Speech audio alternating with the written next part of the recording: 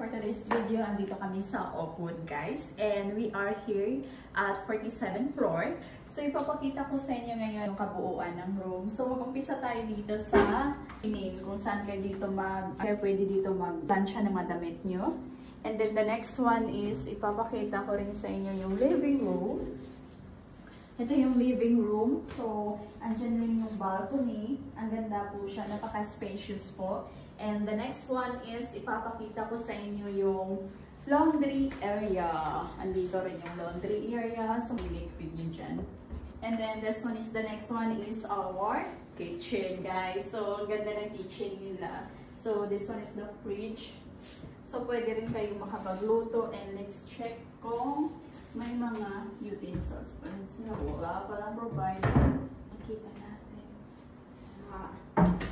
So, just only the cup. So, makikita nyo. And so, now, so makikita nyo dito yung living room. And, andito rin yung the balconies. So, now, we're going to the room. Papakita ko sa inyo yung room. Ang laki rin ng room. Ito yung room. So, yung bedroom din is my TV. And then, ang ganda ng view.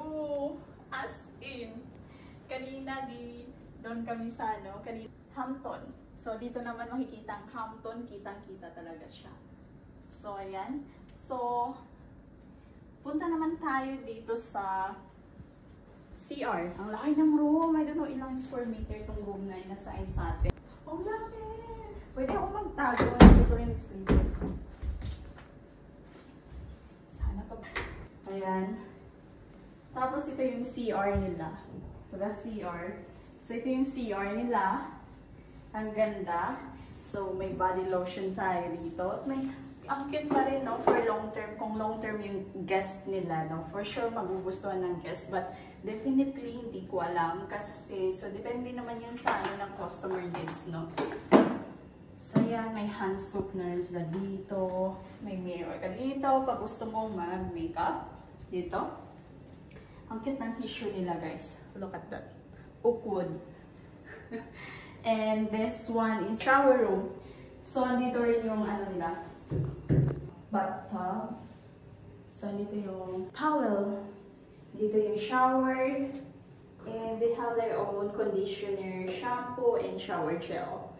So, ayun lang po. Thank you so much panonood. Hope to see you on the next video, guys. Bye! Happy New Year!